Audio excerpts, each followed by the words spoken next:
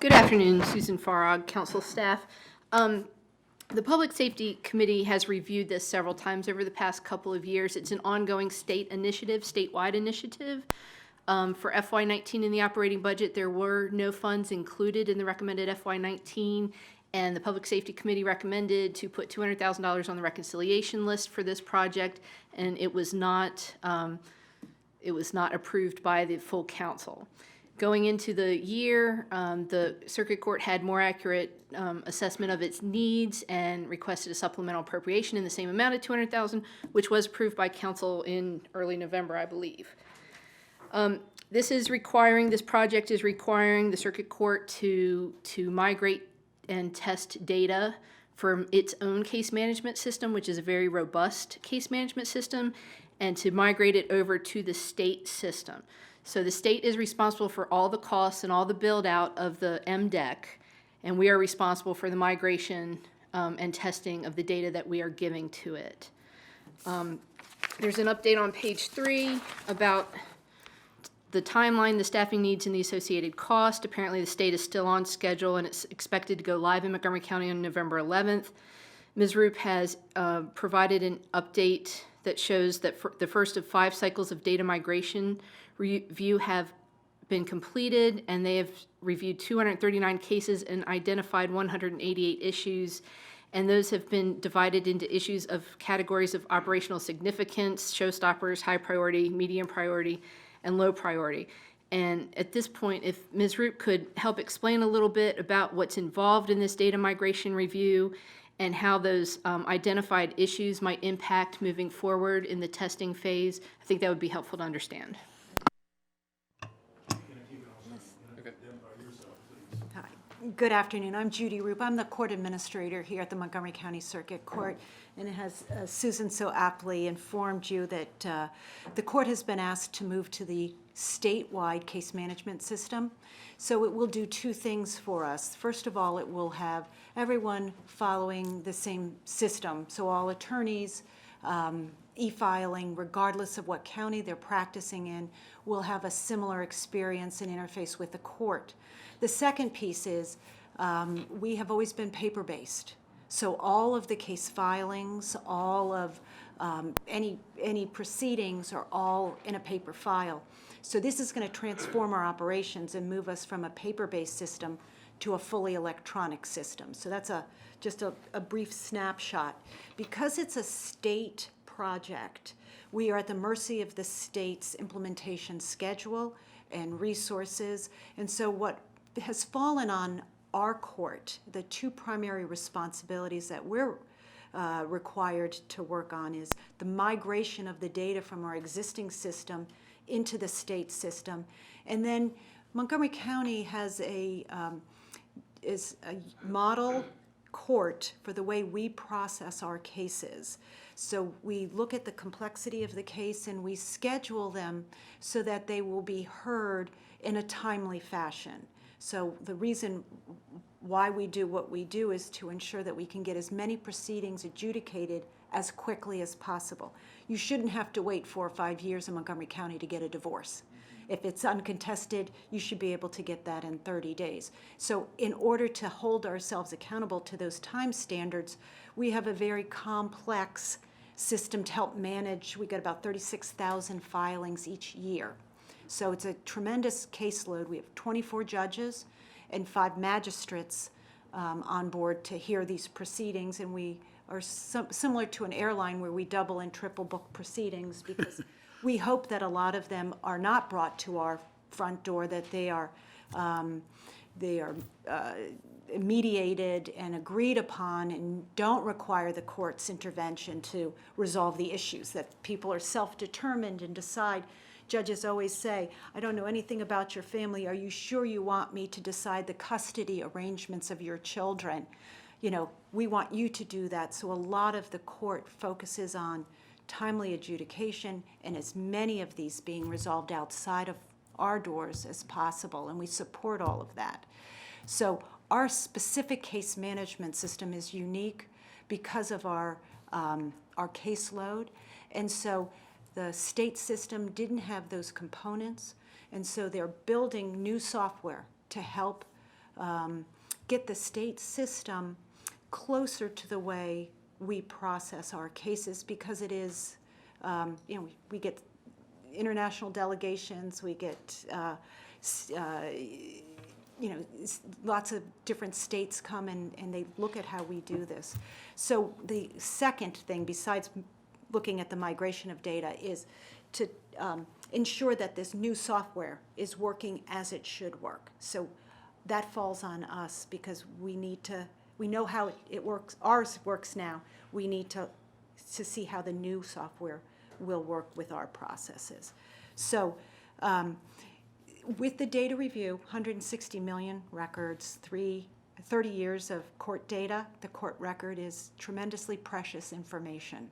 And so we are going to go through 5 cycles to review, to ensure that when we migrated it over, and all the fields are named something different, and we had 6 fields doing this, and they have 1 field doing that, and we're going 6 to 1 or 1 to 6, all of that, the court record gets preserved. Additionally, we have a tremendous amount of financial data. So we do about $82 million annually in court fines and fees. And to try to manage financial data in a case management system, you usually have a financial management system for that. So we're putting a tremendous amount of time into ensuring that all of the fines and fees are accurately migrated as well. So all that falls on us. We have, right now we have 29 staff members that have been taken off of their regular duties and have been assigned data review duties, because these 239 cases represent all the different fields. And so we feel we went through a very successful first round. There's success stories to be told, even though we have 188 issues to resolve. And so the idea would be that as time goes on, between now and September, when we're supposed to have this done, each iteration of data review uncovers fewer and fewer issues. And the more issues we can uncover now, the greater likelihood we will have to get those resolved prior to our go live. We have to rely on the court's record. And so that's part of the attention that we've placed on this. We also have never done this before. So a lot of we're grateful for all of the support that we've received so far from OMB, from the County Council, because it's bringing in resources for, technical resources for people who've done this before and can guide us. So we can throw some of our staff members at it, but honestly, we need someone who's gone through this process to help guide us. So 188 issues are still significant amount of work to be done. Right now, we're still pretty early on. We've been engaged in this project for about 13 months actively now. We go live in November. Judy, when you're saying 188 issues, what is one of them? Can you give us some examples of issues? Sure. So the data numbering is not matching data, our assumptions on mapping data. This means this is not accurate. Data is not landing in the places we thought it would land. Again, some of the financial information is all over the place. Case triggers. So case is active, the data is active, so you may put in a docket code and it causes 3 or 4 things to be scheduled. Yeah. All of that triggering, some of that isn't working right now. So it's not that the bits and bytes are not good, it's basically the assumptions on where it lands and how it's come over that is what we're struggling with. We're still doing data cleansing, where we're also taking a look at ensuring that all the data is accurate. Okay. So. And on some of the listings you have, there's one of the things that said there's showstoppers, which was 4% of identified issues. What's a showstopper? So right now, our system will allow the letter C, which stands for criminal, to be at the front or the back of a case number. And regardless of where it is, you can still find that case. Odyssey, it has a problem with that flexibility. And it grows a little bit bigger because the CGIS feeds and all the feeds out Some of the systems like the C in the beginning, some of the systems like the C at the end. So that's a showstopper where we have to look at the fact that we can't call up data and we can't send it to our justice partners the way it currently is. And so we have to resolve that. I have you. And we had received, there's a couple other questions I want to go through, but we received a letter, or an email today from Mike Mage from ACLU. And he's concerned that the importance of incorporating a user-friendly process for expungement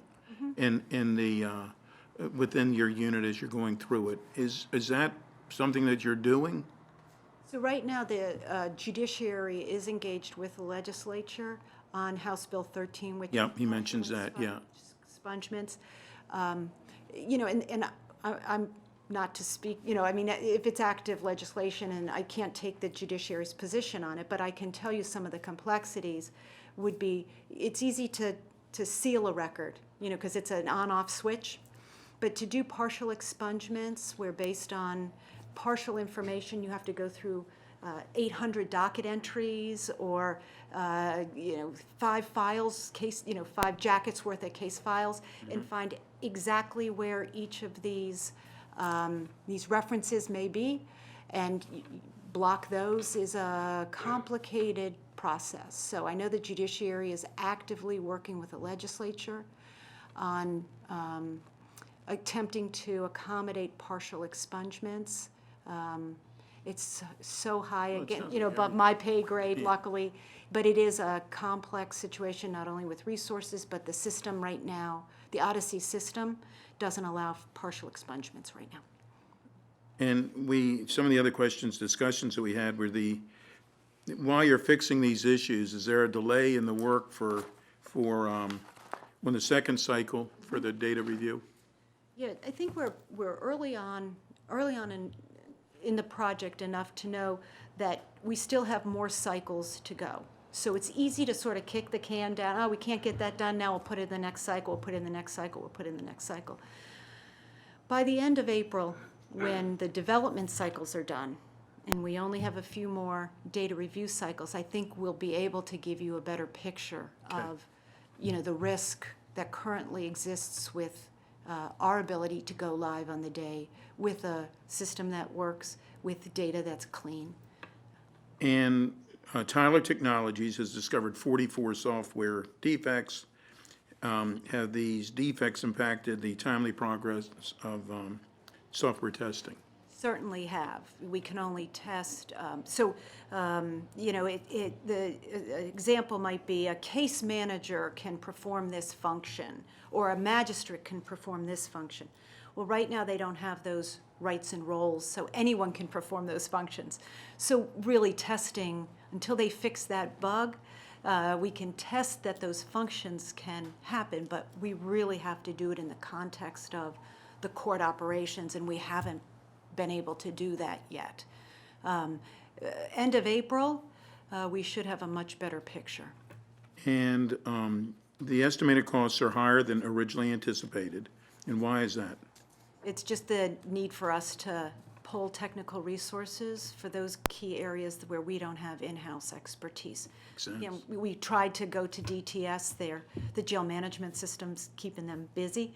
And so there's just a few people we've brought in, a couple testers that are writing the structure for probably 7,000 different test scenarios that we have to run.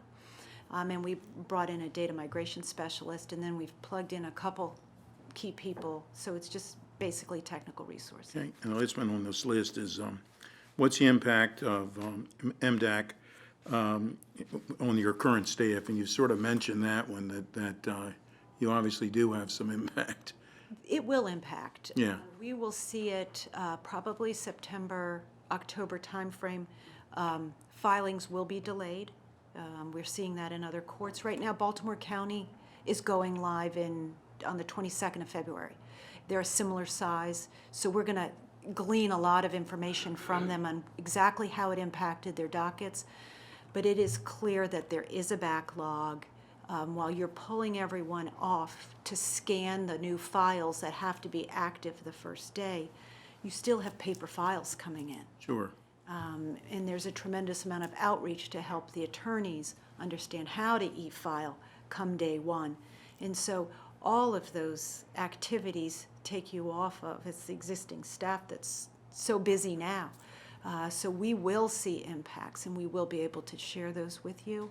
But it'll be a few-week delay in filings that people will experience, and our dockets will be for probably the week before and a few weeks after. They will be probably cut in half, and so all of that scheduling will overflow, and we'll have to figure out how to. Well, it sounds like as much as this is a concern and a pain in the neck, candidly, to you, ultimately, once this is finally done, it seems like it would be a much better system, and that'll be a much easier way to do things and for people to find out information. There's no question that the courts that are currently on it, we hear tremendously positive information about, documents at your fingertips, Right. being able to be home, and judges being able to prep dockets from home the night before if they choose to do so. Sure. Attorneys, e-filing, oh my gosh, instead of sending someone over to the court to hand over a piece of paper. So yeah, we're really looking forward to being in a place where we no longer remember the old system. Yeah, it's good. Go ahead, Gabe. Well, bless you, because I know you're probably not going to get a lot of sleep between now and November, and then probably after that as well. As the former director of the Recreation Department, we went through a mass migration as well to a new digital platform, and what a headache, oh my God. And we were not resourced in such a way that we had change management experts, and so we did a lot of it on our own. And what we found is that the software that was pitched to us and sounded so great when the salesperson came to talk to us, and then when actually the rubber hit the road, did not meet the efficient needs of our department. So just a few questions, and then just share thoughts based on lessons learned that we had. One, what kind of technical support are we getting from the software provider? And is there a commitment that whomever is providing that technical support remain in that position and isn't then given a different account, particularly through the first year through the transition? So the contract between the Tyler Technologies is with the Administrative Office of the Court. So they've signed a multi-year contract to get the entire judiciary onto this system. So they're through 2021 is when Baltimore City is supposed to go live. So, in terms of resources, there are resources to assist us at the AOC level, the Administrative Office of the Court level in Annapolis. And there's a Judiciary Information Service department there to help us. So we benefit from those courts that have gone in front of us in terms of the judiciary staff that help new courts come on to the system. Okay. So at least there's a long-term commitment between the vendor and the AOC to ensure that all courts get on successfully. To your point where you over-deliver or you over-promise and under-deliver, I think that we will be faced with some challenges on a piece of paper. It's easy to write requirements and solution the technology as it's visioned. Once it's delivered, that's where the risk farther downstream we're still sort of bracing for, because this is new. 20,000 man-hours of new software is being developed just for Montgomery County Court. And so the quality of that software is to be seen. Wow. And then is this a cloud-based software, or is it server-based, or how are you going to handle cybersecurity and protection? So it's server-based. It's at the AOC. So all of that is held within their infrastructure and their procedures. That's great.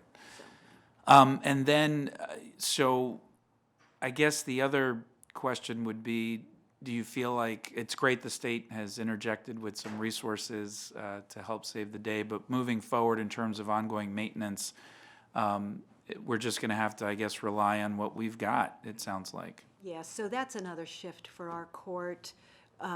We had the ability, when one of the judges decided that we have complex family cases in Montgomery County, and we want to assign a case to a judge for the life of that case, we said, no problem, we can make the changes to our case management system. We got it, so that instead of a complex family going from judge to judge to judge based on scheduling, there are better outcomes because there is that judicial continuity. So we could do that. Yeah. Now, if a judge comes up with that idea, we would have to ask the state to make those changes to a statewide system. So it will be a little different for us in terms of controlling our own destiny. It's fabulous to have a fully customizable system where you have staff, and I can call Ken and say, Ken, can you add that field? And he says, sure, and in no time it's added.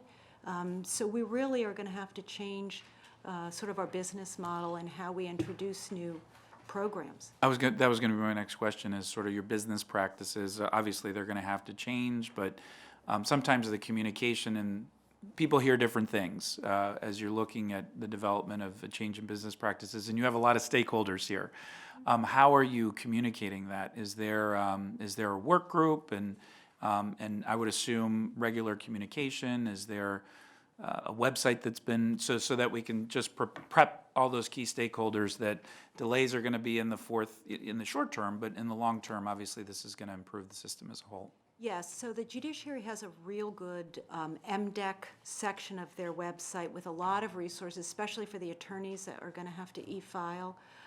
They also have a lot of user groups and advisory boards, and we are members on those. You know, to help position us, we're hoping that we would be able to get a consortium of the larger courts together to drive some of the future innovations to the system. I think the judiciary is just trying so hard to get people to foundational level. Let's just get everyone on the system before we could really start maximizing it. So hopefully in the future we will be able to bring forward some of those innovations that we as a court have always afforded ourselves the opportunity to participate in by hoping to get the state to fund some of that. The only other feather in our cap is the former court administrator in Montgomery County is now the state court administrator. Oh, So good. Pam Harris knows us well. I know Pam. She built this system, and so she wants Montgomery whole as much as anyone does. So we're hoping. That's fabulous. Well, they're lucky to have you on their team. That was a really great overview, and I'm obviously new to this issue, but feels like we're in pretty good hands. What's the next big date for you guys beyond the launch? So so we have two big milestones with the software coming in. I think we really get to the thick of it May through November. We have a big block for training. March through June, we go through looking at every single one of our business processes and deciding how we're going to operate day one with this new system. We can't cut our teeth when people are coming into our front door, you know, with long lines trying to get through their divorce that Monday morning. Yeah. And so we're taking March through May to go through every single one of our business processes and document how we're going to use it. You know, luckily, a good portion of the system already exists, and it exists in courts in the state right now. You know, our software is the big concern, like what is that going to look like? But we can draw upon lessons learned from other courts when we design our new processes. So, And I guess final question, 30,000-foot question. Have you seen sort of a steady flow of court cases recently, or are you seeing a rise, generally speaking? And some of that obviously stems from we just have a growing population. But generally speaking, if you could comment on that, that'd be helpful. yeah, our filings are pretty flat. The last 3 to 4 years, we had sometimes we have things like foreclosures Right. during certain crises. We had an influx of special immigrant juvenile status cases over the last few years. But in terms of just our regular day-to-day business, we've been pretty flat over the last 3 to 4 years in terms of incoming filings. Okay. which is good. Yeah, You know, I absolutely. mean, people don't want to come to court. Usually it's confrontational and contentious, and if people are able to adjudicate things on their own, that's a good thing. Great, thank you. Thank you. And I echo what my colleague said, the court system is extremely lucky to have you. I'll tell you, one of the most eye-opening things that happened when I became a council member is that for the first time ever, I realized that the circuit courts have funding through Montgomery County, and the district courts have funding through the state. Whoever made that deal so many years ago was quite a negotiator for the state of Maryland, but I mean, every place has them, so, but anyhow, we certainly take pride in Air Circuit Court and are very proud that we have a very efficient one, and we fund it to the way that it should be funded, so. We very much appreciate that. I mean, the services that we can offer is strictly from what the county has contributed, so we very much appreciate being able to help families and children through court services, and it's extraordinary that we have those resources. Thank you. Does OMB have anything to Sorry, Troy. add? Not particularly. Trevor Loeb, Office of Management and Budget. As Susan noted in the packet, we're still, doing FY20 budget development, but we'll work to ensure that the court has what they need to implement MDEC in November. Very good. Susan, you have anything else? That's just the one thing. I know it's an ongoing process and needs may change. And you said the next big push is in April. Is that a time where we may possibly have an updated fiscal requirement for FY20, so even if it doesn't necessarily match what is in the executive's recommended budget, just so it's something that the council can take under consideration? Is that reasonable, or do you expect unanticipated costs to be later in this process?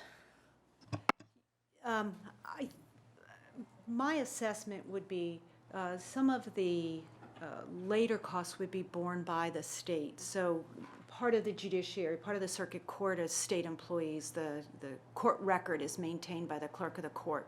And so I think as we get closer to implementation, so many of the duties to get the court in a posture to be able to conduct business first day will be time-consuming, and that will be difficult processes, and those will require state resources to come through. So, Susan, to answer your question, I think towards the end of May, we should have a pretty good understanding of the fitness of the software that's been delivered to us. We will have gone through at least 2 cycles of data review, and I think the county side of it would have a real good assessment whether we're good with our current assumptions or we're going to hit some unexpected concern that we would have to fund. Okay, just as you know, that if you request a supplemental appropriation, the council goes on recess, very late July through about mid-September, which is really poor timing, if you have to have this running by November, so. Okay, thank you. Okay. We're good? Thank you very much. Thanks. Passing. Sure.